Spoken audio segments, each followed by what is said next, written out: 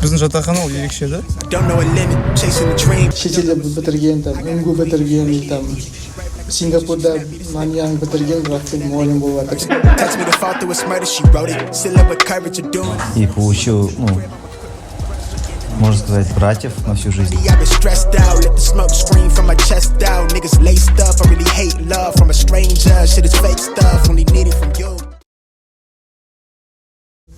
Оңай емес қой мұғалім болу.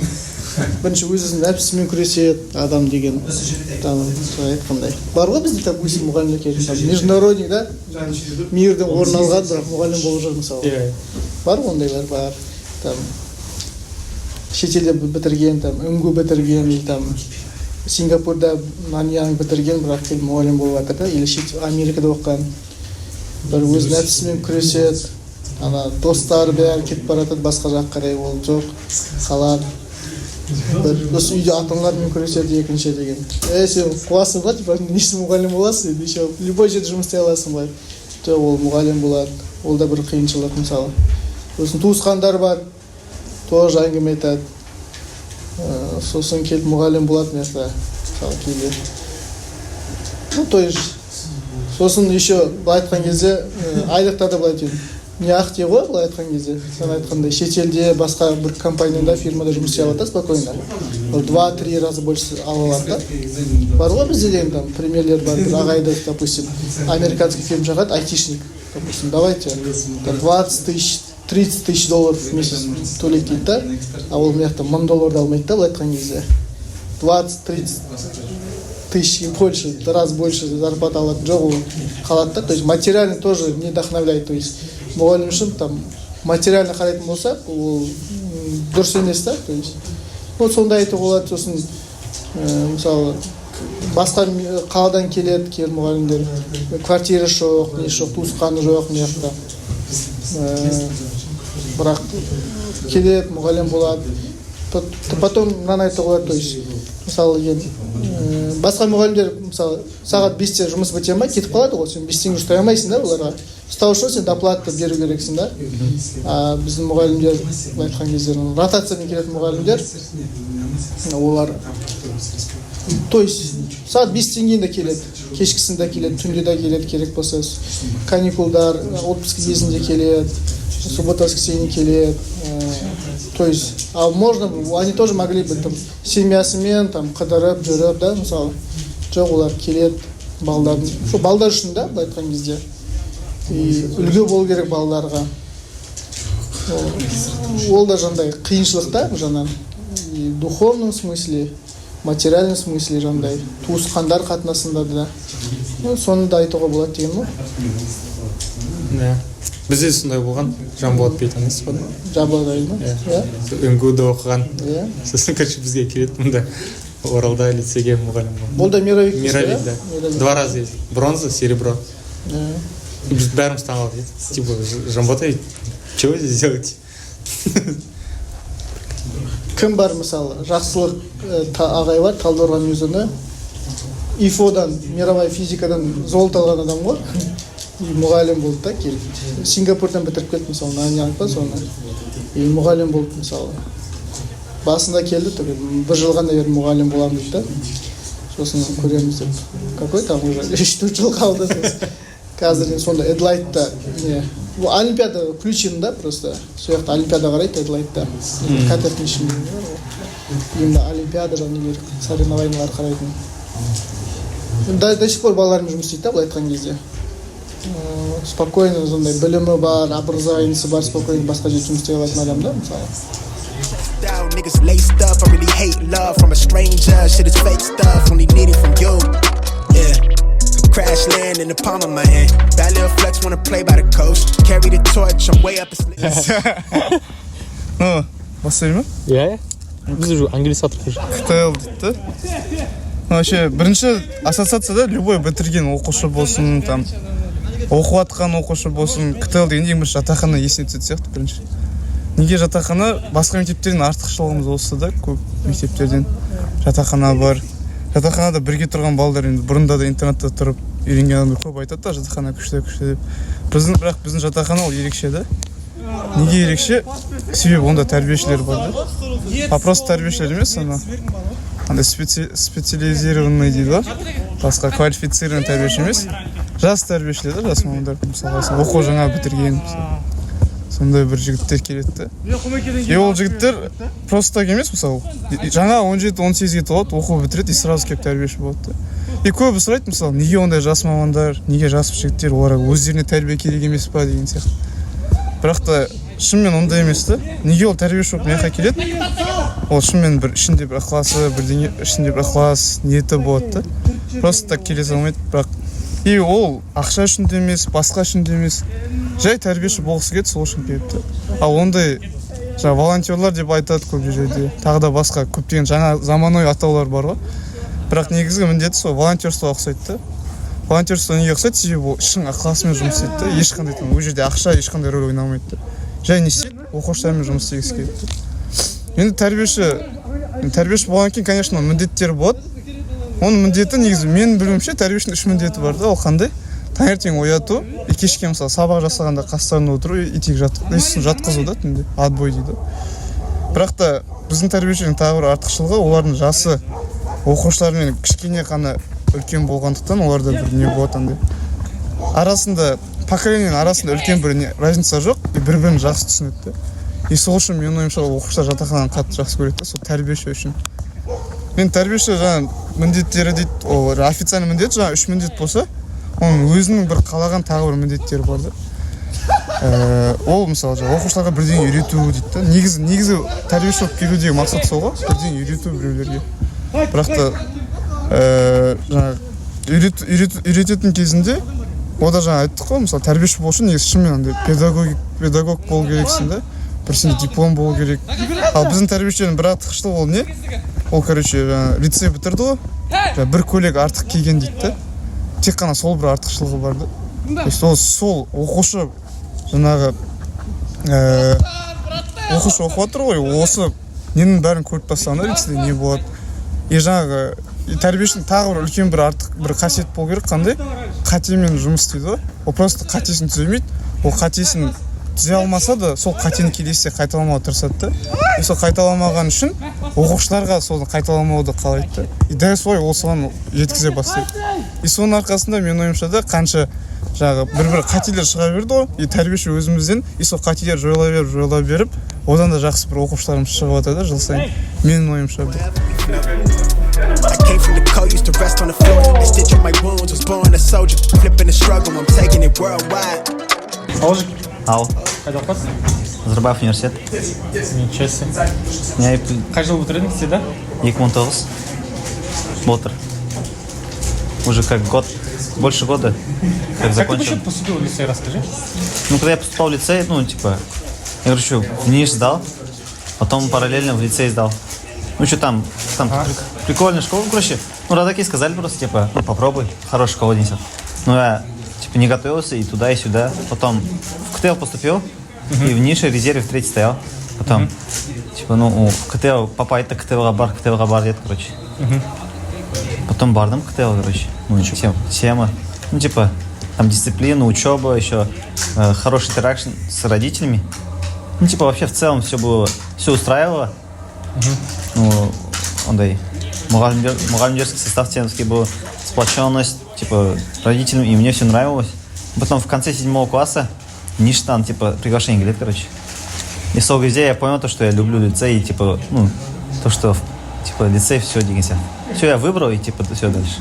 Лицей был 5 лет дигнся. И все так и пошло. Так уже 5 лет проучился. И, было тяжело покидать, так сказать, родные стены, в котором ты не только получал знания и получил, можно сказать, братьев на всю жизнь.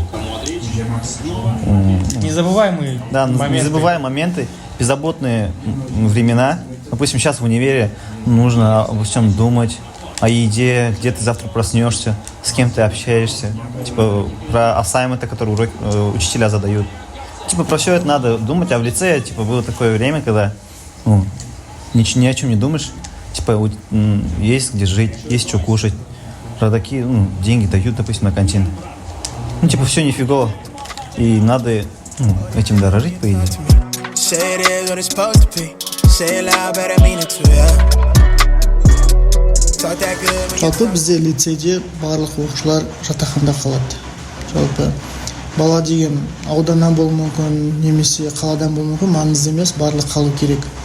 Енді кейбір кісілер ата-аналар кейде сұрайды, не үшін қалу керек? Қандай мақсатпен дегенде, мысалы, то есть кейде бар ата-аналар бізде деген 200 метрде тұрады, бірақ балалар жатақханада қалады. Бұның себебі басты енді әркімнің әлеуметтік жағынан қараса, әр семья әртүрлі. То есть әркім жағдай әртүрлі. Ал сондықтан бұлар үйде тоже әркімнің жағдайы, үйдегі сабақ оқуға деген мүмкіншілігі бәрінде бірдей емес. Сондықтан бұл жерде жаңа айтқанда әлеуметтік теңдікті сақталады да. Барлығы бір жерде қалып, бірге оқиды, бір тамақ ішеді, былай айтқанда бір бөлмеде қалады, бірге жүреді барлығы. Оның барлығы оқушылардың арасындағы қарым-қатынастың бауырмалдықты бірімен бір жанұя ретінде болып кетуіне үлкен ықпалын тигізеді. Енді үлкен кісілер айтады ғой, бұрын деген бірге бөлісіп, бір нанды бөлісіп жейтін едік қой деп. Сол кездегі замандара или сол кісілерді аңсап былай айтқанда сенеді дегендей. Бұл жерде сондай бір ой бар. Оқушы деген бірге 5 жыл бойы бірге тамақты бөлісетін болса, олар өмір бойы бауыр дос болып кетеді да. Мүмкін сондықтан біздің лицей бітіргеннен кейін оқушылардың арасында бауырмалдық, жаңағыдай бір-бірін іздеу, бір-біріне құрмет, бір-біріне деген сенім содан болуы мүмкін. Және жатақханада енді тағы да екінші себеп, енді бізден сабақтар ағылшын тілінде жаратылыстану пәндері. Ол сабақтар мысалы үйлерінде оқыса, балалардың түсінбеуі мүмкін да. Тақып түсінбесе, оны үйден ата-аналары көмектесе алмауы мүмкін. Ал мына жерде олар бірге кешкісін қалып, этюд деген уақыт бар бізде, арнайы сабаққа дайындық уақыттар. Сол жерде бастан тәрбиеші, класстастарын бірге отырып дайындалады. Түсінбеген болса біреулерден сұрайды, тәрбиешіден сұрайды, немесе мұғалімдер келеді, кейде мұғалімдерден сұрайды. Оның барлығы жаңа сабақты да дұрыс игеріп кетуіне жақсы да. Және үшінші себеп жаңа тәрбиелік мағыналы жағынан қарайтын болса, бала деген үйде, мысалы мектепте тәрбие беруге тырысуы мүмкін, мұғалімдер, тәрбиешілер. Бірақ үйде деген ондай, былай айтқанда, бағана айтқанда роль модельдер болмаса, ол қиын. Ал бұл жақта ол мұғалімдер тек қана айтпайды, түсіндірмейді, ол деген өздері істе көрсеткендіктен олар бала тез қабылдайды. Сондықтан ол тәрбиелік жағынан да өте мәні бар, маңызы бар. Сол үшін біз балалардың барлығын лицейде қалғанын қалаймыз.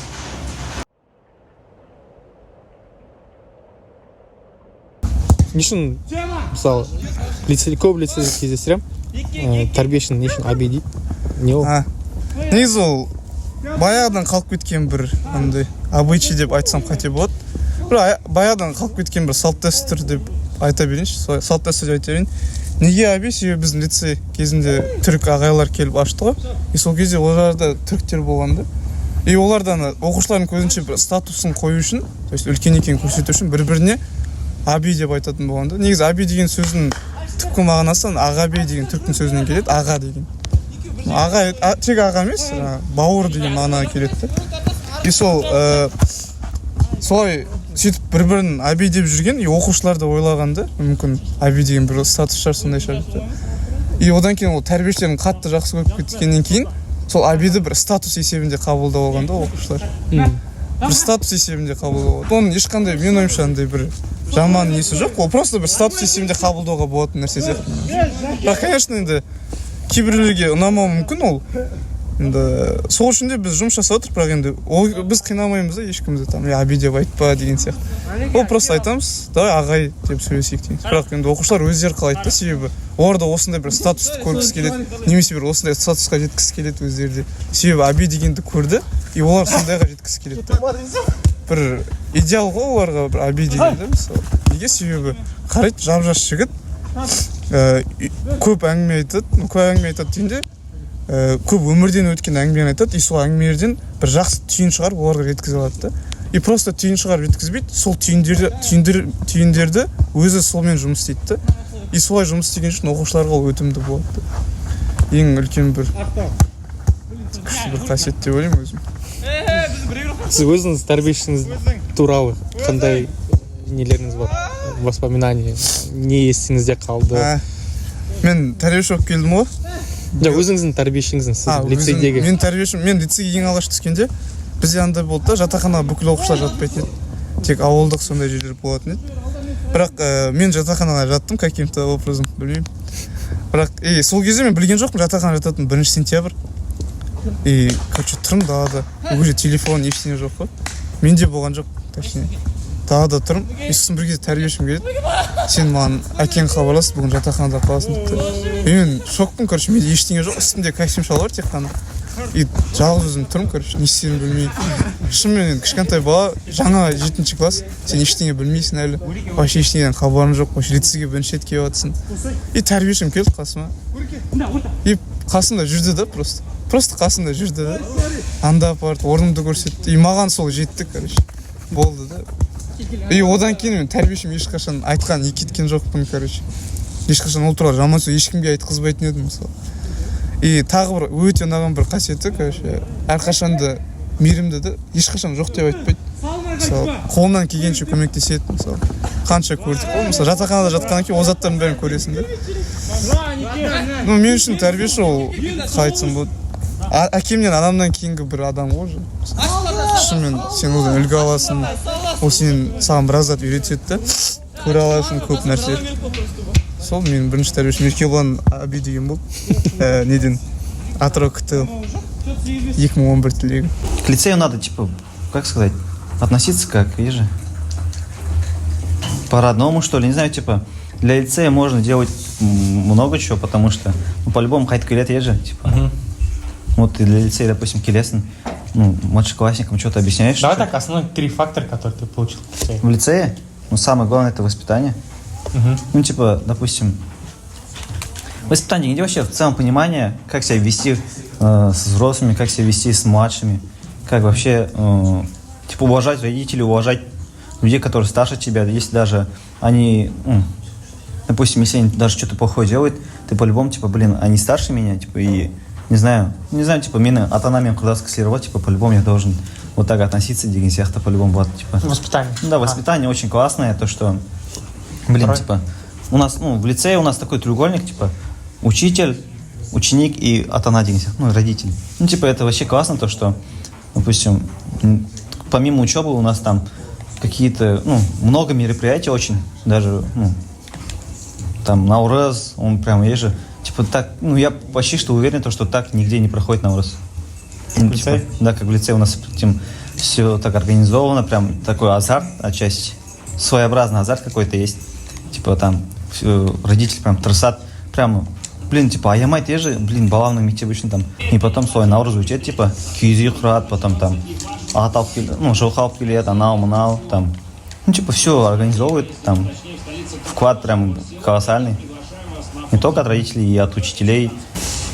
Второе это... Нет, я же второе сказал, типа, воспитание, после этого вот этот треугольник. Треугольник, да, третье. Да. А третье, не знаю, друзья, типа, друзья дегенде, окружение там, вот Абишка, это уже как друг, есть же, типа, как старший брат, а уже остальные твои одноклассники, они тебе как родные братья, с которыми ты вместе кушаешь, вместе косячишь, вместе учишься. Там экзамены вместе сдаешь, там, не знаю, типа, много чего интересного происходит, и такие моменты, типа, допустим, вот, я до сих пор в Дегенде, не со всеми, конечно, одноклассниками, но там по-любому где-то 20-30 человек, с которыми ты прям, неделю 2-3 раза там общаешься, по-любому усилили место, типа, чем дольше время проходит, тем круг сужается, но все равно, типа, в любой момент, типа, ты можешь с ними не общаться по сей день, но, допустим, у тебя какая-то проблема, и они сам, типа, вот ты со мной уже не общаешься, не сядь бандемит, потому что он знает то, что вы уже вместе 5 лет прожили в одной общаге. Это уже автоматически, типа, дает, типа, не знаю, типа, вот мой, типа, друг, брат, я ему позвоню, он мне поможет, допустим, у меня зимой, допустим, проблемы были, у меня, в лицее нифигово растах, но там в универе, типа, там уже свои дела, там, я в Астане, он в Алмате, или вообще, типа, басқа жақта, и, допустим, мне проблема была, я, типа, пацанам говорю, они сразу помогают, я же, типа, ешқандай не жоқ, типа, чтобы оставаться родными, не обязательно каждый день общаться. Ну, типа, не знаю, сондай қалыптасып қалды. Бауырмашылдық. Да, бауырмашылдық. Ну, типа, лицейский пацандарға я могу все доверить. Типа, не знаю, капец сондай. Типа, даже мен жамандығымды как будто примут есть же, типа. И вот это вот тоже один из факторов очень значительных, которые заставляет меня любить лицей. Не заставляет, а я сам хочу любить, потому что вот, типа, вот то, что я получил.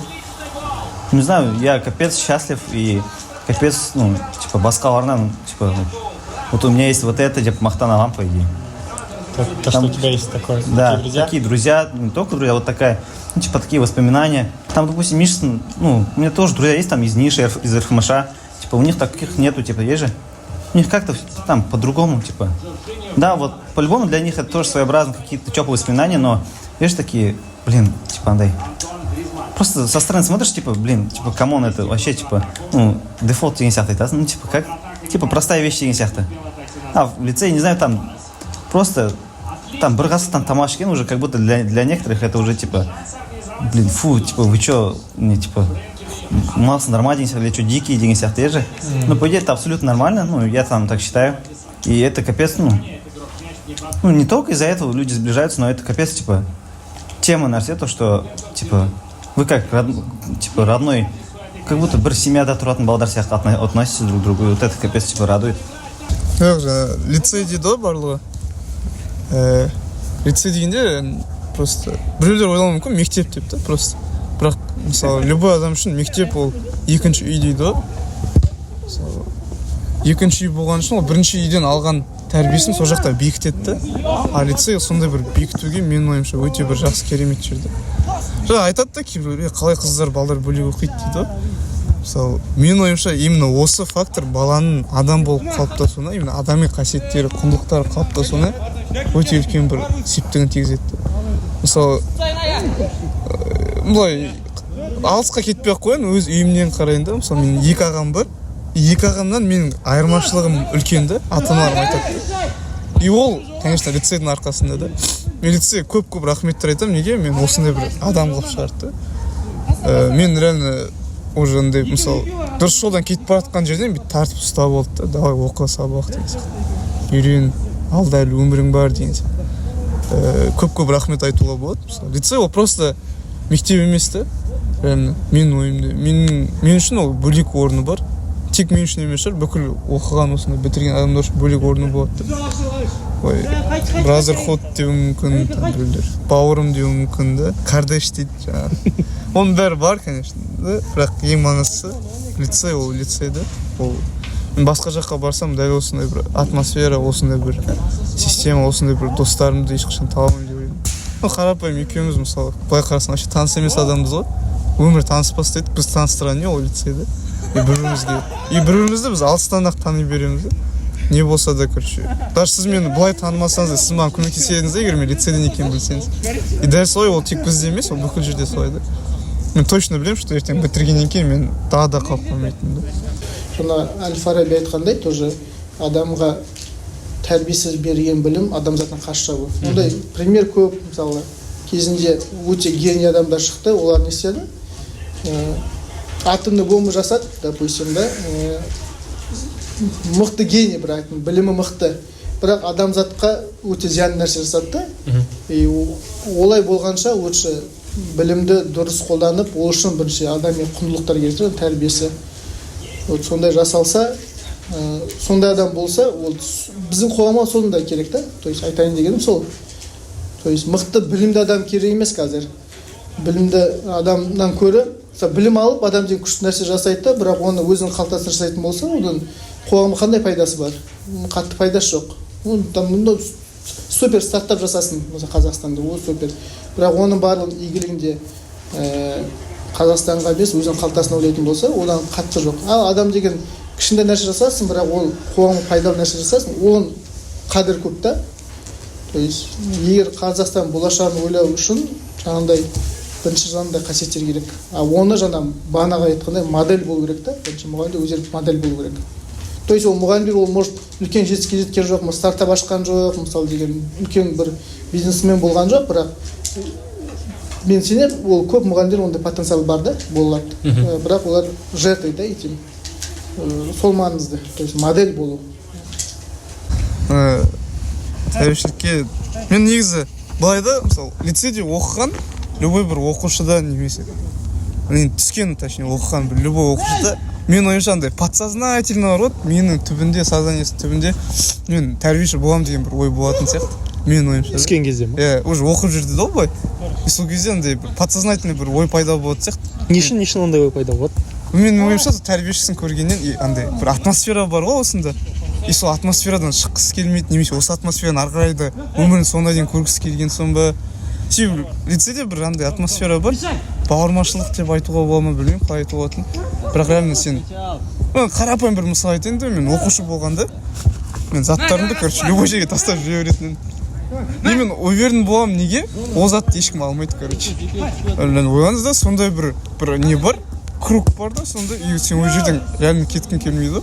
И мүмкін соның көп факторлар бар әрине, бірақ та сол факторлардың арқасында бір не ой пайда болады сияқты да, мен де тәрбиеші болсам ғой деген сияқты. И бірақ енді уақыт өте келе оның бәрі өзгереді ғой, ата-ананың ықпалымен, басқа да туысқандардың ықпалымен болсын, или бірдеңе болып қалуы мүмкін, басқа мамандыққа кетіп қалады деген. Солай болады. Ал мен өзім тәрбиешілікке қалай келдім, мен мысалы, маған біріншіде лицейде мұғалімдерім қалай ұсынды да, тәрбиеші боласың ба деп. Бірақ менде андай болды да, мен тәрбиешілікке недостойным деген ой болды. Реально мен көрдім да тәрбиешілерді. Мен қалай тәрбиеші боламын, мыналардың қасында деген сияқты. Сондай ой болды. Сосын ұзақ айта бастады, давай болсайшы, келсейші. Ұзақ көндірді, сосын бар. Көндіргеннен кейін бір январьда ма, сол бітіретін 2016 жылдың январьында ма тәрбиеші болуға келістім. Тәрбиеші болуға келіскеннен кейін сосын айтты, Оралға барасың ба деді. Вот дедім, сөйтіп Оралға келіп қалдық. Осы 2016 жылы августтың 19-ы келдім. Әлі есімде келген күні.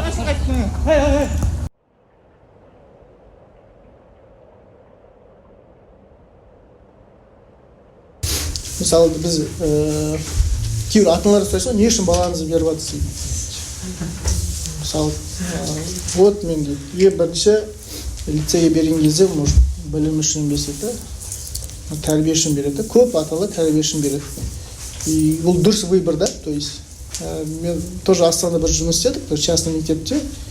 Бір ата-ана айтатын еді да, мен дейді, если қаласам дейді, күнде үйге бір профессор шақырып, сабақ бергізе аламын. Білімді спокойно бергізе аламын дейді да. Бірақ мен беріп жатырмын сіздің мектептеріңізге, себебі ол же тәрбие керек, оның тәрбиені бере алмаймын дейді. То есть мен не істесем де бере алмаймын дейді, потому что мен оған жаңағыдай үлгі емеспін дейді да. Бірақ сенемін дейді, что сіздер бере аласыздар дейді да. И былай айтқанда ол ата-ана баласын спокойно шетелге жіберіп оқыта алады. Дүниежүзі ең мықты мектептеріне де жібере алады, университеттеріне тем более жібере алады. Бірақ ол үшін емес та, тәрбие үшін береді да. То есть жаңа выбор бірінші тәрбие, біліммен қатар тәрбие болу керек. Егер адам тек қана білім жағын қарайтын болса, ол уже толық емес та. То есть толық тұлған қалыптасу үшін білім жеткіліксіз. Ол тапалы ететін нағыз негізі фундаменті ол тәрбие да, адами қасиет. Мысалы бұрын бір кісі айтады, бір ата-ана көшеде кетіп баратса, бірнеше бала дейді да, мен ішінен қайсы лицей түлегі екенін, то есть лицейдің оқушы екенін айта аламын дейді да. То есть потому что ол іс-әрекетімен, несімен білінеді дейді да, басқалармен. Оның барлығы іс-әрекет деген сөз, қарым-қатынас деген ол барлығы сол тәрбиеден шығады да, адами құндылықтар. Сол маңызды. То есть андай адам деген, мысалы автобуста мықты білімді адам болуы мүмкін да, өте гений адам. Бірақ ол үлкені сыйламаса, орын бермейтін болса, одан қоғам үшін қандай пайдалы? Ал тәрбиелі адам болса, ол үлкен адамды сыйлайды, кішіпейілдігін жасайды, кішілерге үлкендерге құрметін көрсетеді, орын береді дегендей, ол қоғамға пайдалы да. Элементарный примермен айтқан өзінде да. Жалпы қысқаша айтуға. Андай айтады ғой, дам балам тәрбиесі жақсын, тәрбиесін қараса, тәрбиелі қылып өсірсе, там 11 жылдық программа спокойно 2 жылда өзі үйреніп алады. Главное правильно воспитать сондай әкелуге, то что өзіне керек нәрсесі қылған. Прикольно. Сосын оқушының мысалы қандай қасиеттер болу керек те тоқталатын болсақ. Біз кейде мұғалімдерден сұрайсыз, мысалы үлгілі оқушы, то есть үлгі тұтар оқушы кім бар ма десеңіз, и көпсінің я болды дейді да, мысалы бар дейді немесе. И қандай қасиеттер болды десе, көбісі ең бірінші сұрайтыны жандай өте қарапайым дейді да, бір көпсінің ортақ былай айтқан келісетін нүктесі сол қарапайымдылық, сабырлық, үлкенді құрметтей біледі, сөз тыңдай біледі, білімді, үлкенге құрметі бар, кішіге ізеті бар дегендей. Былай қараса көп нәрсе білімді бірнеше пункттің ішінде біреу ғана. Негізгі пункттарда жаңа адами қасиеттерді. Значит, ол үлгілі оқушының өзі де адами құндылықтардан тұрады. То есть бар мысал деген былай айтқан жоқ балдар, ол мировой олимпиададан орын алған бала ең үлгілі, то есть ең үлгі тұтар бала. Ол жаңағыдай адами қасиеттермен қатар ондай олимпиаданы жетістік болса, ол да керемет нәрсе де, бірақ ол негізгі фактор емес. То есть біз де тоже лицейде, біздің лицейде былай көбісі қалай таниды, олимпиададан жақсы жетістіктері бар, олимпиада жақсы дайындайды дейді да, бірақ біз никогда олимпиаданы бір мақсат ретінде қоймаймыз да. Оқушыларға айтқан кезде біз олимпиада біз үшін ол бір мақсат емес. Мұғалімдерге де соны жеткіземіз. Бізге олимпиада ол бір инструмент, жақсы адам шығару үшін. То есть ол олимпиада жаңа көптеген жақсы қасиеттер береді да адамға. То есть отырып өз-өздігіне жұмыс істей алу, байсалдылық, сабырлық, үлкен еңбек, оның барлығы еңбек тәрбиесі де жақсы береді. Бірақ ол негізгі нәрсе емес. То есть егер біз мынаған қатты өкінеміз, мысалы бір олимпиадшымыз бізде дүние жүзінен алтын алып, бірақ ертең құрметсіздік жасайтын болса, тәрбиесіздік жасайтын болса, біз қатты қаламас едік та. Бізге может олимпиададан қатты жетістіктер жоқ, бірақ жаңағыдай көп нәрселерді үйренді, өзінің адами қасиеттері үйренді, өзінің жеке жаңағыдай қабілеттері дамыған болса, бізге сол маңызды. То есть адам шығару үшін бір инструмент ол. Жалпы тәрбиешінің бір күн айтып берсеңіз, таңертеңнен жатқан. Мысалы, былай ғой, жаңа айттым ғой, мысалы, тәрбиеші оқушыларға өзі істемейтін нәрсені айтпайды да, көбіне емес, постоянно. Неге? Себебі ол өзі істемесе, оның сөзі по-любому өтімсіз болады да. И ол не істейді, таңертең оқушыларға тұрыңдар деп айтады, и өзі тұрмаса ол қате ғой, мысалы. И сол үшін ол не істейді, таңертең 6:30-да тұрады, мысалы 7-де подъем болса, жуынады, киінеді, асықпайды. Барады да оқушыларды оятады таңертең 7-де. 7-де 8-ге дейін соларды оятып, комнаталарын жинатып, мектепке қарай шығарып салады таңертең. И одан кейін өзінің сабағы болса сабағына кетеді, сабағы жоқ болса оқушыларын күтеді мысалы. Сабағына барады университетке. Себебі бізде тәрбиешілер көп студент жігіттер ғой, енді оқу бітірген, мектеп бітірген. Содан кейін оқуына барып келеді, сосын кешке сағат 5-те оқушылар мектептен келеді. И ол, то есть оқушы мысалы жатақханаға кіреді, бірінші көретін адам тәрбиеші да. И одан кейін ол по-любому солай болады да, мысалы тәрбиешісі күнде көргеннен кейін. И тәрбиешісін бірінші көреді, ары қарай уже кешкі нелер бастады, тәрбиешінің сол кезде жұмысы басталады. Неге? Себебі уже мұғалімдер жоқ та. Тек сол оқушылармен өзі 20-25 оқушы болады, солармен жұмыс істей бастайды. Одан кейін жаңа кешкі сол 5 пен 6 арасы оқушыларды күтіп алып, оларды тағы артынан қарап, оларды олимпиадаға жібереді да. Олимпиададан кейін ужинға барып ужинға жібереді. Ужиннан кейін 7-те бізде этюд басталады. Этюд деген жаңа келесі күн сабақтарына дайындау. Мен үшін мысалы ең маңызды ол этюд болды да, тәрбиешілік уақытында. Неге сен этюд уақытында біраз нәрсе үйрете аласың да балдарға. И бұл жерде жаңа айттық қой, тәрбиешінің қасиеттері дейді да, мысалы тәрбиешінің негізі ең бірінші қасиеті сондай болу керек та, ол универсал болу керек та. Бүкіл сабақтан хабар болу керек деген сияқты. Мысалы енді этюд оқушылар келіп сенен сұрайды, сен оған көмектесе алу керексің да. И тәрбиеші мысалы оған бәрібір көмектеседі да, қалай көмектеседі, себебі оны алдын ала дайындалады да сабақтарға өзі де. И өзі де оқыған болуы мүмкін, мысалы білмесе дайындалады. Арға этюдта отырады мысалы. Этюдта оқушылар көмектеседі, солармен бір 9-ға дейін отырады, 9-дан кейін ары қарай уже өздерінің іс-шаралар басталады. Енді интернат болғаннан кейін іс-шара жасау керек та. Ол іс-шара қандай іс-шара? тимбилдинг деп аталады қазіргі атауы. Мысалы сол тимбилдинг іс-шаралары да, мысалы кино қарайды бірге, чай ішеді, әңгімелеседі, ойындар ойнайды, футбол ойнайды, мысалы қарап. Вот осындай. Одан кейін уже бай сөйтіп оқушылармен жүргенде сағат 10 болады. 10-нан кейін сен не істейсің? Оқушылар жатқыза бастайсың. И өзің де оқушылар бәрі жаттау деп болғаннан кейін 11:30-да бір қарап қайтасың тағы да. Просто қарап қайтпайсың, мысалы қарайсың, ұйықтап жатыр ма, ұйықтаватпаса ұйықтауға көмектесесің. Или үстері ашық қалды ма, жабық қалды ма, бір қарап шығасың. Содан кейін уже 12-де енді өзің шаруаң басты. Неге сен студентсің да, сенің сабағың бар да. Сен сабақ орындайсың бір максимум 1,5-2 сағат, сөйтіп 2-де ұйықтайсың. Таңертең сөйтіп айналып қайттан басталады да барлығы.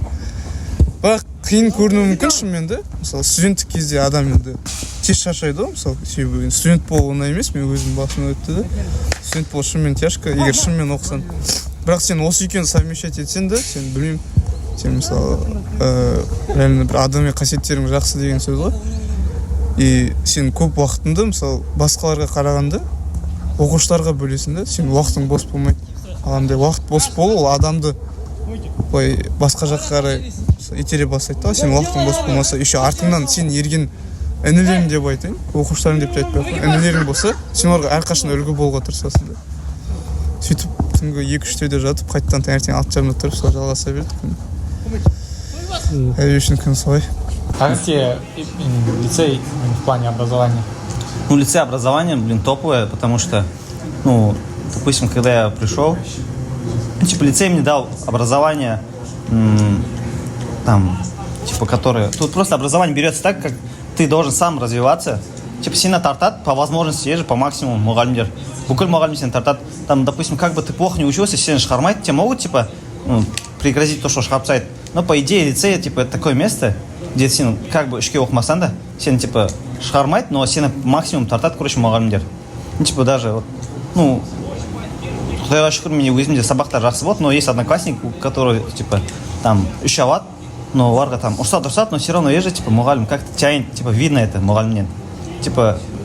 Это, я считаю, это капец отличительная черта педагога нашего лицея.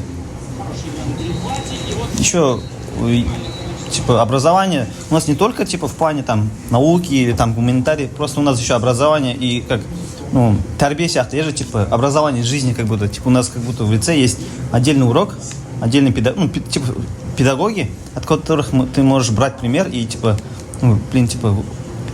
понимать, тема КС деген сияқты восхищаешься, не потому, что он, умный, там, и не потому, что он, там, не знаю, много зарабатывает, а потому, что он остается, он, показывает то, что, он любит тебя. Енді тәрбиеші болу үшін ол критериялар бар да. Ең бірінші ол қандай? Лицейдің түлегі болу керек та. Неге лицейдің түлегі? Себебі сен мына системаны көрмей, мына системаға сразу еніп кету өте қиын да. Ал ол системада ол 5 жыл болды да. Сол 5 жылда көрді қалай болады. И тәрбиеші келгенде оған оңай бастады да барлығы. Себебі ол осының бәрін көрді. И критерия деп айтпай қойын, оны бірақ мінезі деп айтайын тәрбиешінің. Ол ешқашан андай болмау керек та, артқа тартатын болмау керек. Тек қана алға деген сияқты. Себебі реально оған андай болады, оқушылар уже. Ойлаңызда, мысалы, бір 25 ата-ана келеді, и олар өз оқушысын саған тапсырады. Себебі оқушы жылының жартысынан көбін осында өткізеді да. Уақыт, мысалы, бір жылдың 365 күн болса, соның 200 күнін осында өткізеді да. 200-ден көп та. И сен ата-ана саған оны сеніп тапсырады да. Бірақ сен басында оны түсінбейсің, конечно. Уақыт өте келе түсінесің да. Себебі саған, именно сен осыны түсінбейсің, бірақ саған оңай болады. Неге? Сен лицей бітірдің да, себебі.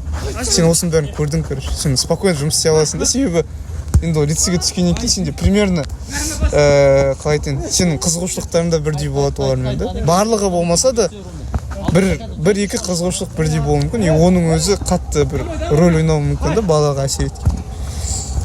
Тағы бір, менің ойымша тағы бір тәрбиешіде болу керек мінез ол.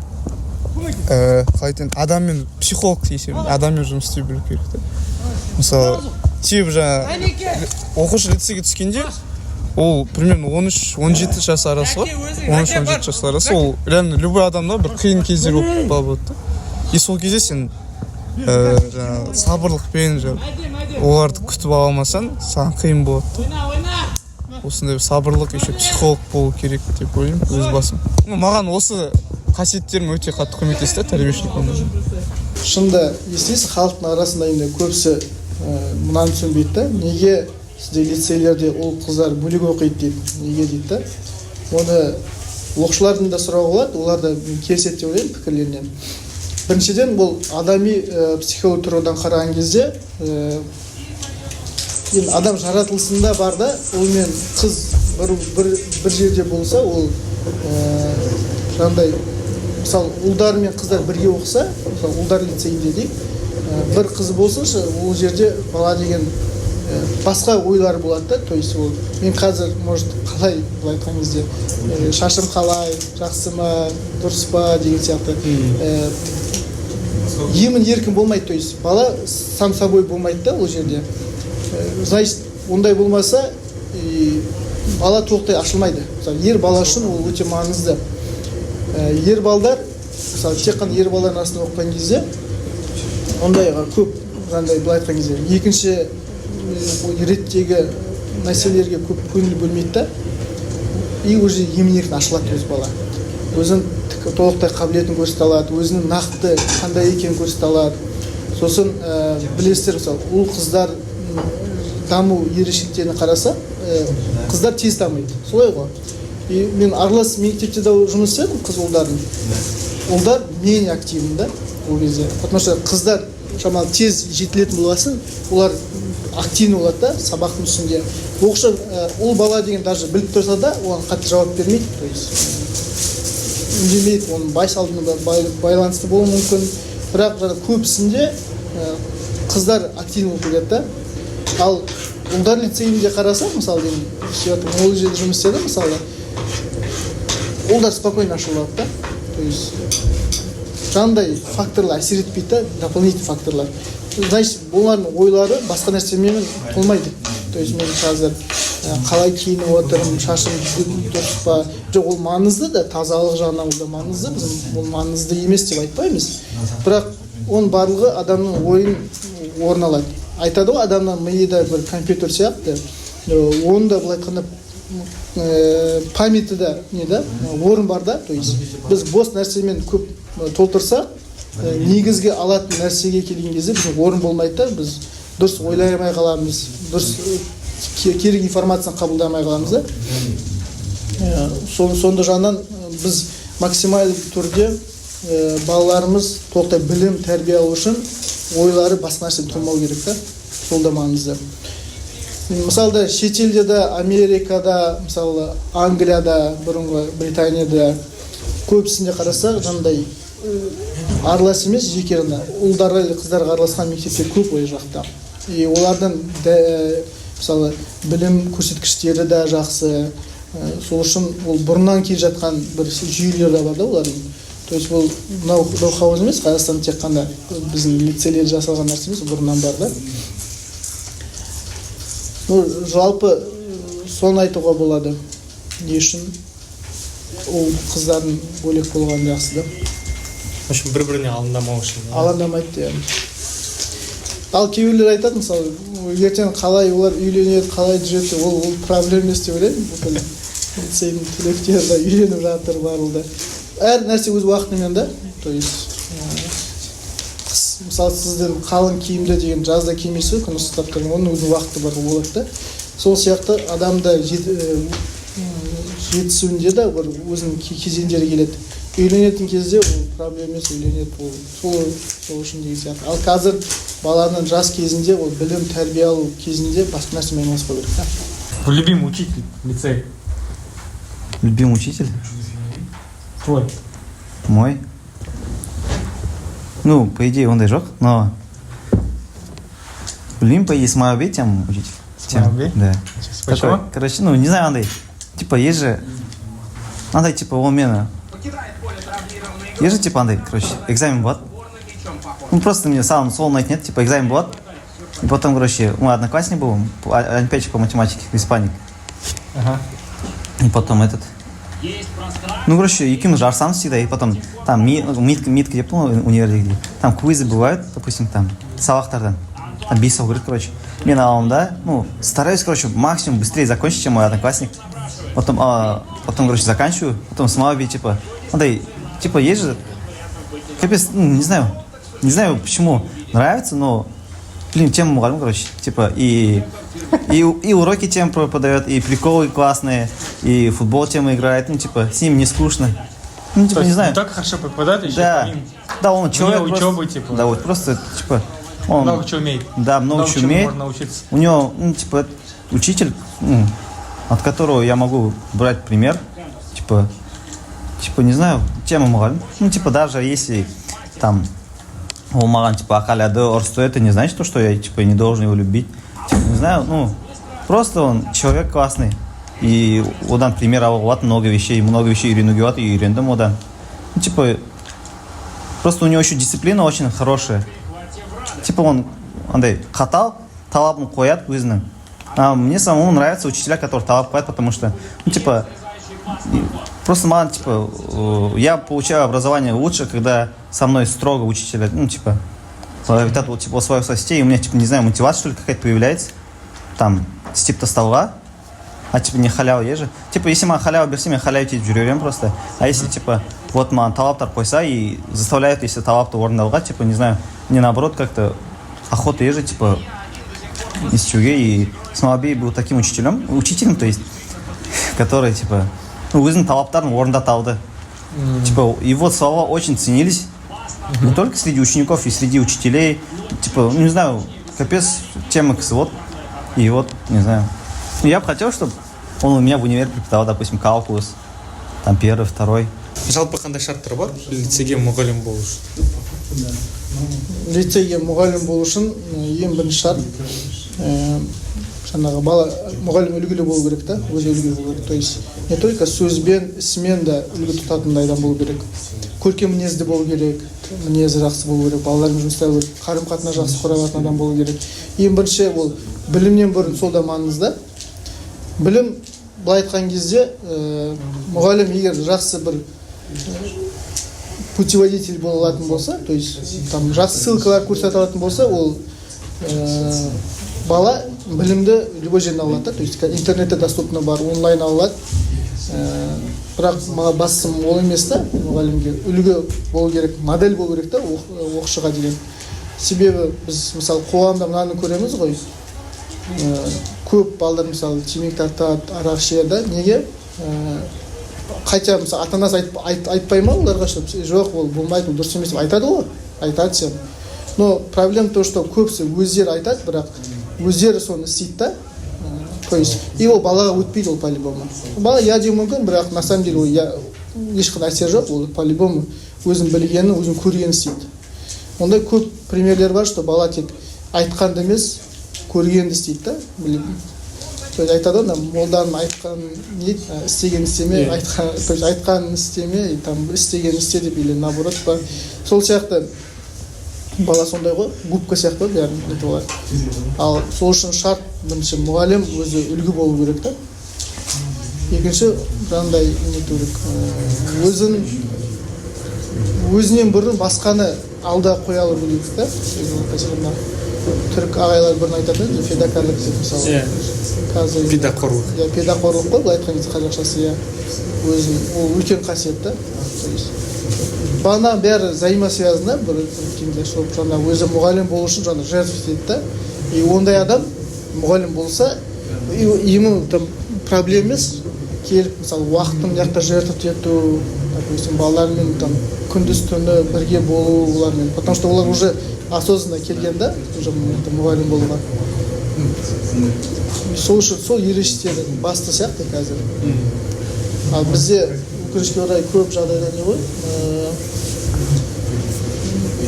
Мысалы даже біз университетте оқыған кезде, мысалы пединституттарда қарайсың, мысалы, не үшін мұғалімдікке келдім деп сұраған кезде, там потому что грант көп, во-первых, сол үшін барады. Стипендия көп, или там басқа вариант жоқ, жұмыс ертең.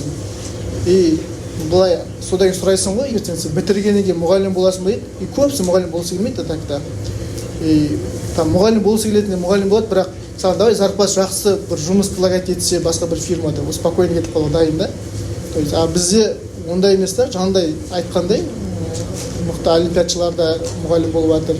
И оларға не главное да, олар не ждут там что ертең маған жақсы жұмыс табылса бір фирмада мен кетіп қаламын дегенде. И также біз де как мектеп әкімшілігі ретінде біз недандай ол ертең мұғалім кетіп қалады ғой деп уайымдамаймыз да, потому что білеміз да ол ондай мақсатпен келген жоқ. Сол ерекшеліктері маңызды сияқты адамдарда. То есть бұрын бір тәрбиеші ағайымыз былай айтқан дейді, жақсы дейді, сен ертең дейді жақсы білім алдың дейді, жақсы университет бітірдің, жақсы неге көтеріле бастадың да, жақсы жер жұмыс істедің, может министр боласың дейді, может өте адал жақсы министр боласың дейді. Елге пайдалы ма? Пайдалы дейді. Жақсы бір министр бар, күшті ма? Күшті. Бірақ ойлашы, ертең сен мұғалім боласың дейді, сенен может өте жақсы 10 оқушы шығады, и олар министр болады дейді. То есть елге қайсы пайдалы? То есть бір жақсы министр ма или 10 жақсы министр ма? Сол сөз мысалы көп әсер етеді адамдарға шынында. То есть мына жерде ел, то есть елдің қамы үшін, елдің болашағы үшін көп былай жақсы әңгіме айтуға болады, то есть жақсы красиво сөйлеп, бірақ ол қатты маңызы жоқ. Біз көреміз ғой қоғамда кейбіреулер не үшін, то есть для пиара ма, білмеймін, күшті айтады, ой, давай болашақ үшін. А фактически болашақ үшін сен не істеп жатсың? Там қатты көрмейсің да істеп жатқандарын. Ал бұл мұғалімдер шынында істеп жатыр да, то есть олар өздерінің қолынан келетін нәрсені істеп жатыр. То есть балаларға білім беру, тәрбие беру, ең бастысы тәрбие беру.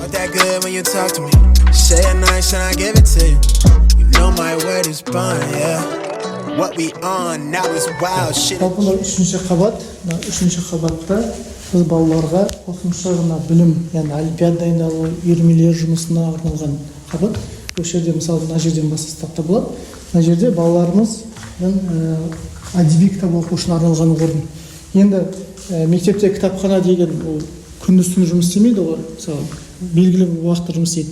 Бірақ содан кейін мысалы бос уақыттарында былай айтқан кезде 24 сағат жұмыс істейтін осындай бір кітап оқитын алаңымыз бар.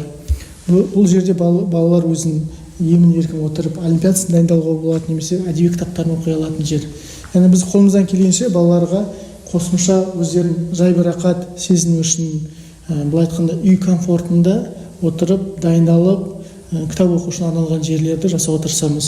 Біз мына жерде де балаларға әрқашан аяқтарын шешіп, аяқ киімдерін осы жерге салып, емін-еркін отырып кітаптарын оқи алады. Отырасыз, аласыз кітапты, графмон текресіңіз, оқисыз осы жерде отырсыз. Бірақ бір шарт бар, мына жерден алып кетпеу керек дегендей. Енді қазір бірақ біз пандемия кезінде балалардың кітаптары үйлеріне алып кетуге рұқсат бердік. Қазір көп кітаптарымыз балалардың өздерінің қолдарында. Біздің кезде осындай болғанда мен кітап көбірек оқитын сияқтымын. Сөйтіп айтады ғой, бірақ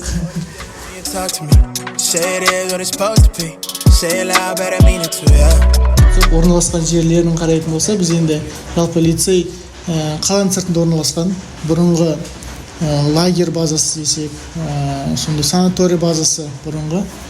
Құдайға шүкір, енді 19 гектар жеріміз бар, 21 ғимарат бар, соның ішінде 7 корпусы жатақханаға арналған, бір оқу корпусы бар, спорт залымыз бар дегендей, мастерскаямыз бар, асханамыз бар, актовый залымыз бар. Енді қазіргі заманда мектепке қажетті барлық инфраструктура бар. Енді әрине ол ең бастысы материалдық базада кейде қарайсың, материал база мықты болуы мүмкін, керемет, бүкіл жаңа болуы мүмкін, бірақ оны дұрыс игеріп қолданбаса, одан қатты пайда да болмауы мүмкін. Ең бастысы ол материалды база емес, ең бастысы оны дұрыс қолдана білу. Бұрын айтатын еді ғой, не бір адамдарды көрдім, сыртында киім бар, ішінде адам жоқ дегендей, не бір адамдар көрдім, сыртында киім жоқ, бірақ ішінде адам бар дегендей. Яғни бәр мүмкіншілікті қолдана білу. Мына жердегі 19 гектар жерді де балалардың пайдасына қолдана білу. Біз сол мақсатпен, мысалы, мектебімізде балалардың бос уақыттарын осы территория мүмкіншілікті қолдана тырысамыз. Яғни енді жалпы біздің мектептерді қалай таниды, көп адамдар бағана айтқандай, олимпиада жақсы дайындайды деп біледі да, мысалы енді олимпиада жақсы дайындайды, бірақ білесіздер, жалпы олимпиада енді бүкіл сынып олимпиадшы болып кету деген бір түсінік жоқ мұндай. Енді дарынды мектептердің барлығы да оны келіседі, себебі ол мыңнан бір жүйрік дегендей, ол деген барлық балада бұйырмауы мүмкін олимпиада жетістікке жету. Жалпы мектебіміздің толықтай тікелей 3-тен 1-і толықтай олимпиадамен айналысады. Бірақ қалған 3-тен 2 баласы не істейді деген кезде біз ол балаларды уақыттарын толтыруға тырысамыз. Енді жай құр емес, олға пайдалы жағынан пайдалы бір уақыттар өткізсін деп. Сол үшін бізде мектептерде үйірме, жаңағы клуб жұмыстары жұмыс істейді. Қазіргі таңда мектебімізде 15-16 үйірмеміз бар жұмыс істеп тұрған. Ол жаңа айтқандай мектеп территориясын ескеріп отырып, бізде мектебімізде картинг клубы бар. Картингтен балаларымыз тек қана жаңағыдай машина айдап үйренбейді, одан кейін олар ішін құрылыстарын үйренеді, моторларын алып салады деген сияқты. Оның барлығы да балалардың тек қана теория жүзінде емес, практика жүзінде көрінеді ықпал етеді. Жалпы үйірмелерді не үшін керек деген сұрақта келуі мүмкін. Жаңа бағана айтқандай, мектебіміздің қалған бөлігі 3-те 2 баласы да бірінші айналысу керек, олардың уақыттарын толтыру. Бірінші себеп соны айтатын болсақ, себебі балалар жаңағы тәртіп бұзушылыққа қашан барады? Бос уақыт көп болған кезде. Демек, бұл жерде тәртіп бұзушылықты азайтады да, барлық балалар олимпиадамен, үйірмемен айналысқан кезде. Екінші себеп профориентация деп айтуға болады, кәсіби бағдар беру. Яғни бала деген жаңа картинг клубына барды ол бала деген. Сол жақта ол ойлауы мүмкін, мен мұндай бір оқиға болды, бала деген 9-шы сынып, мен де ертең лицей бітіргеннен кейін машиностроениеге барам дейді. Машиностроение ол ойлауы мүмкін, может қазір мен компьютермен жұмыс істеймін, тек қана былай айтқанда үсті май болмайды, просто конструкция жасаймын дегендей. Бұл жерде конструкция жасау үшін оны кейде практикада қолдану керек екенін үйренеді. Картингке барып, ол бала деген тек қана машина айдап үйренбейді, сонымен қатар одан кейін ол моторды алып салғаннан кезде оның үсті май болатын, бәрін практика жүзінде көргеннен кейін точно айта алады. Бұл менікі, менің профессиям, яғни менің мамандығым немесе менің мамандығым емес деп точно айта алады. Значит, бұл профориентациялық жұмысқа өте маңызды. Үшінші себеп, енді лицей жаңа біз айтқандай қаланың сыртында орналасқасын, бос уақыттарын жаңағы қалаға барып, бір клубтарға барып, үйірме бір спорттық үйірмелерге баруына бір мүмкіншілігі жоқ, то есть уақыттары тығыз үлгермей қалады дегендей. Сонда жаңа талантты, дарынды балаларымыз, сол спорттық болсын, мәдени болсын, ашылуына кедергі болуы мүмкін. Біз сол үшін бұл сол спорттық үйірмелерді, секцияларды болсын мектепке алып келіп тырысамыз, ол мектепте үйренсін, уақыт жоғалтпасын деген мақсатта да.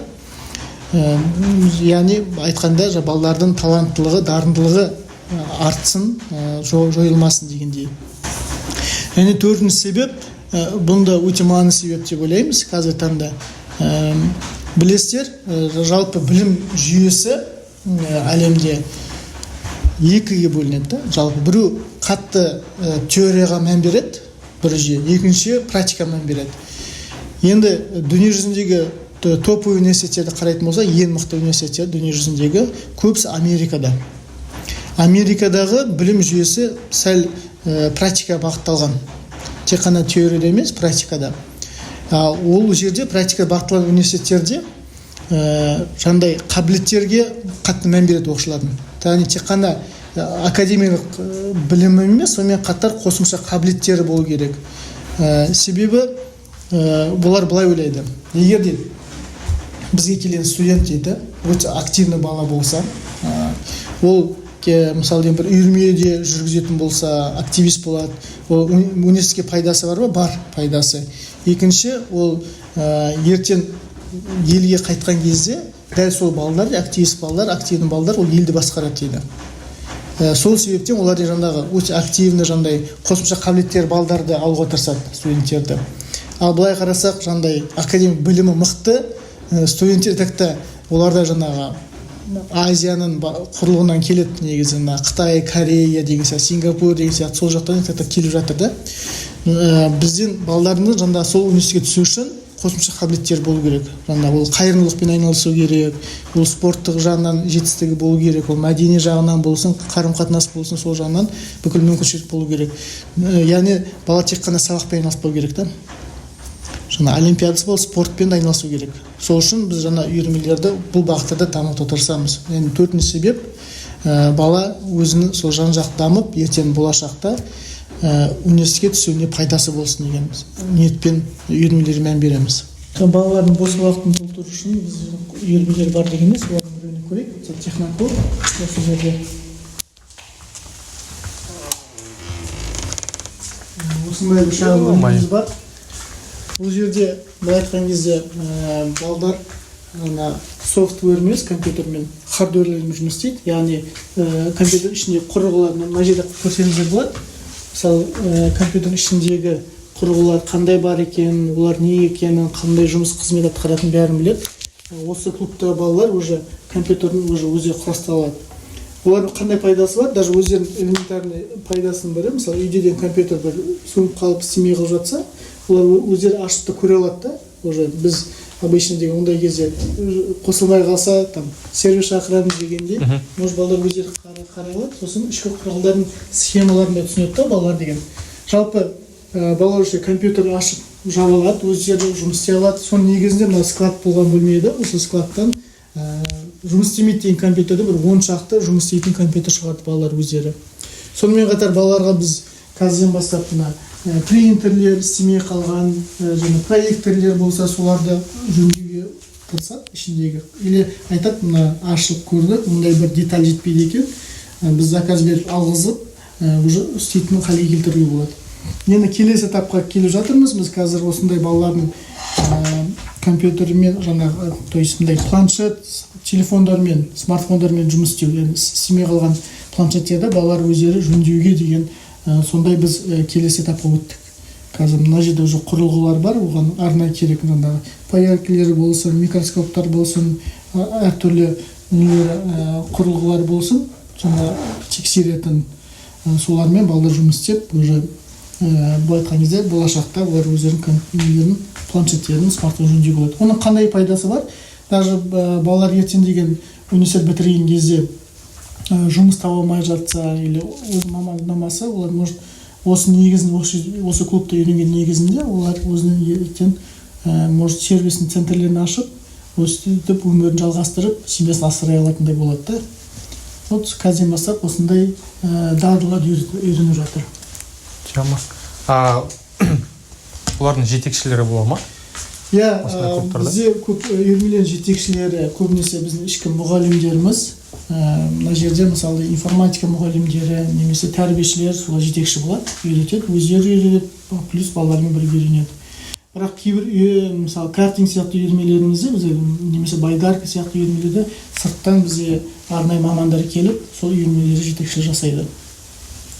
Бізде қазіргі таңда 16 үйірмеміз бар, жұмыс істеп жатыр. Ол спорттық, мәдени болсын, осындай техникалық болсын, осындай үйірмелеріміз бар. Жалпы біздің лицейдің бір негізгі тармақтардың бірі ол олимпиада дайындалады да, балалар. Олимпиада жетістіктері бар.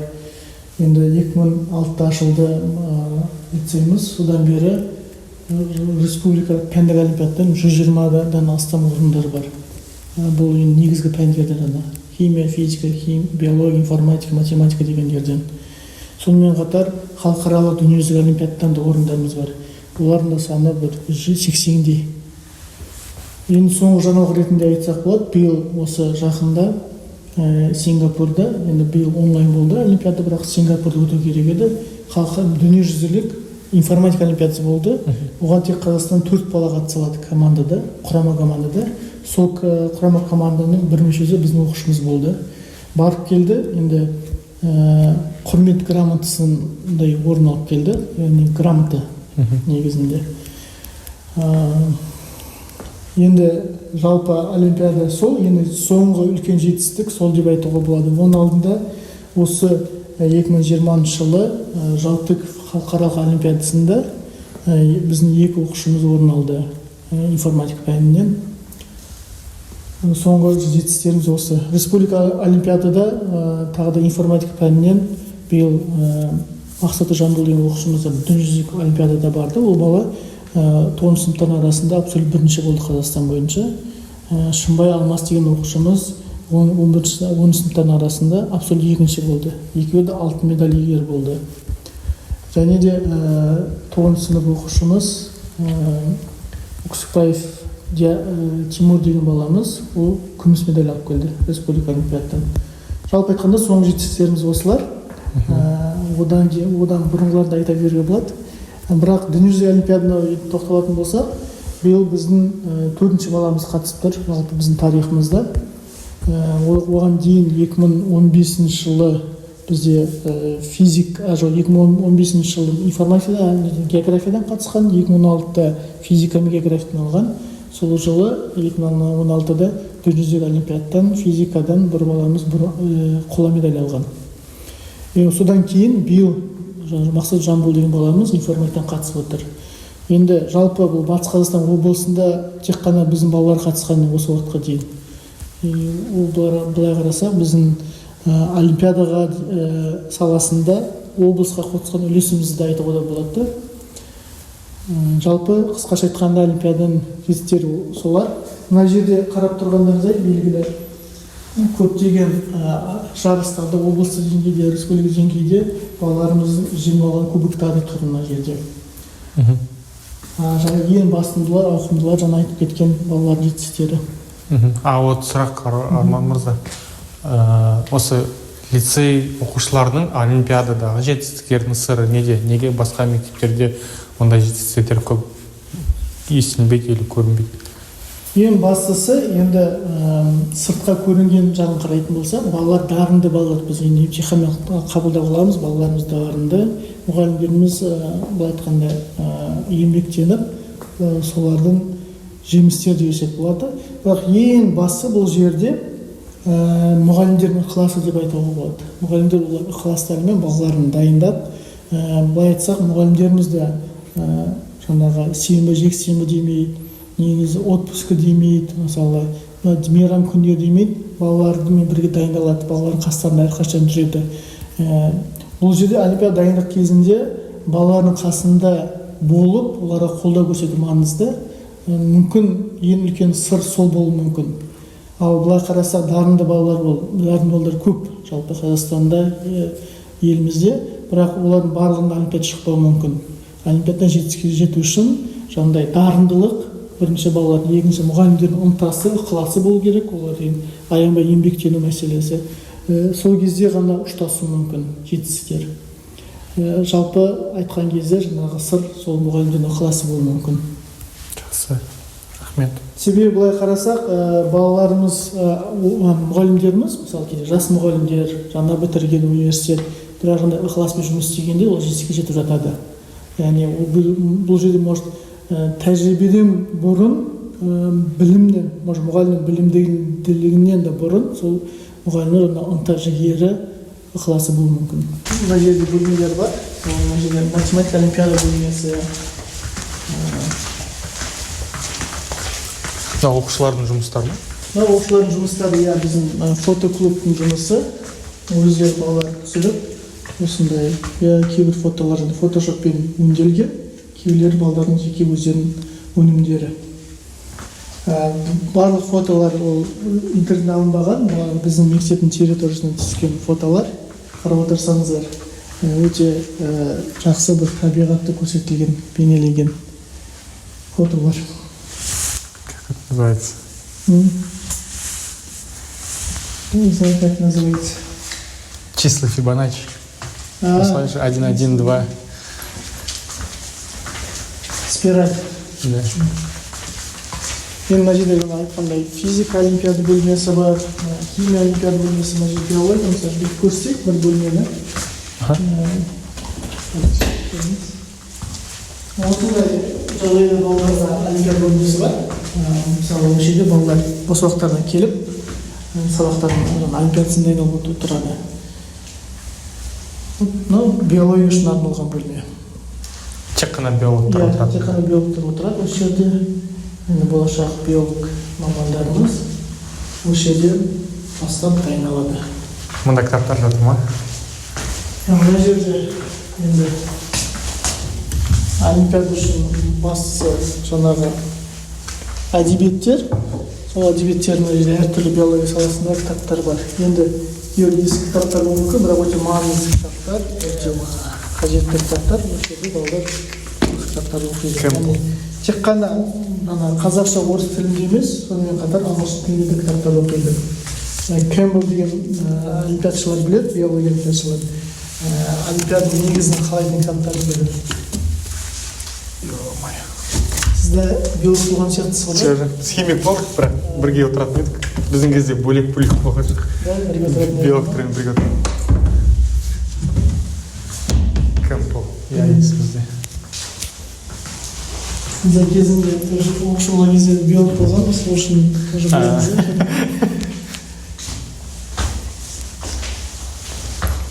Сабақтарды, получается, мұғалімдер түсіндіреді да? Или бізде енді олимпиада жүйесінде ол мұғалімдерді жалпы қадағалағанымен тек қана мұғалім ғана түсіндіру керек деген нәрсе жоқ бізде. Бізде жоғары сыныптан төменгі сыныптарға түсіндіру жүйесі бар. Яғни жоғары сыныптар өздеріне кейінгі інілеріне олимпиада түсіндіріп, бұл өте үлкен әдістердің бірі, өте жақсы әдістердің бірі деп айтуға болады. Себебі балалардың тілін бала жақсы түсінеді дегендей, оқушылар бір-бірін түсіндірген кезде балалар тез қабылдайды. Ал мұғалім деген ол өте керемет әдіспен түсіндірсе де, бала оны толықтай түсінбеуі мүмкін. Себебі баланың тілі балаға жақын дегендей. Сол үшін бізде сондай бір жүйе бар. Жоғары сыныптар міндетті түрде төменгі сыныптарға олимпиада жағынан көмекші болып жатады. Осындай тақтауда олар түсіндіріп тақта түсіндіріп, түсінген балалар өздері отырып оқи береді, осы жерде. Біздің кәсіби бағдар берушінің кабинеті. Бұл жерде, мысалы, келіңіз көрсетсек болады. Оқушылар, әсіресе жоғары сынып оқушылары, ата-аналары келіп, осы жерде кәсіби бағдар берушімен отырып ақылдасады, кеңеседі. Мысалы, баланың ойында болуы мүмкін, мен допустим, мысалы, айтишник болғым келеді, қайда түссем болады, қандай университетке, қай мемлекетке барсам болады дегендей, соған біздің кәсіби бағдар беруші толық информация беріп отырады. Осы жерде неформальный обстановкада отырып, шай ішіп дегендей, осы жерде ақпараттар алып кетеді. Ата-аналар да, оқушылар да. Бұл өте маңызды деп ойлаймын қазір.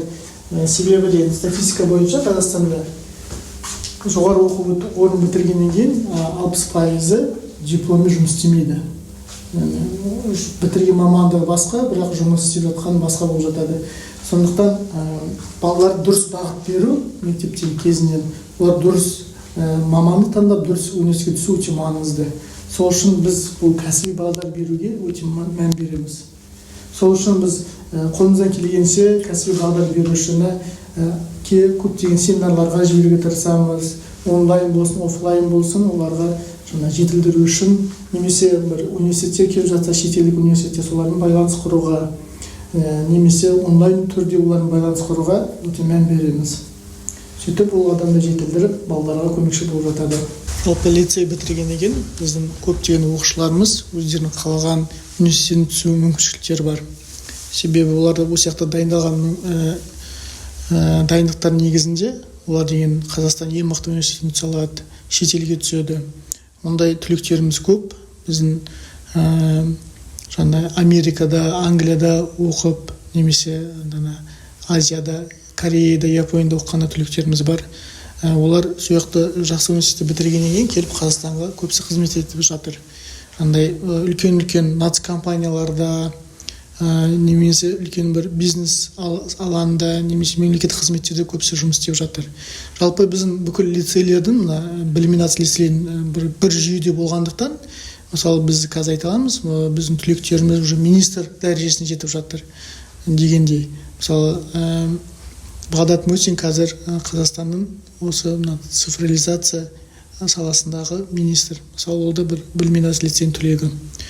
Ондай түлектеріміз жеткілікті.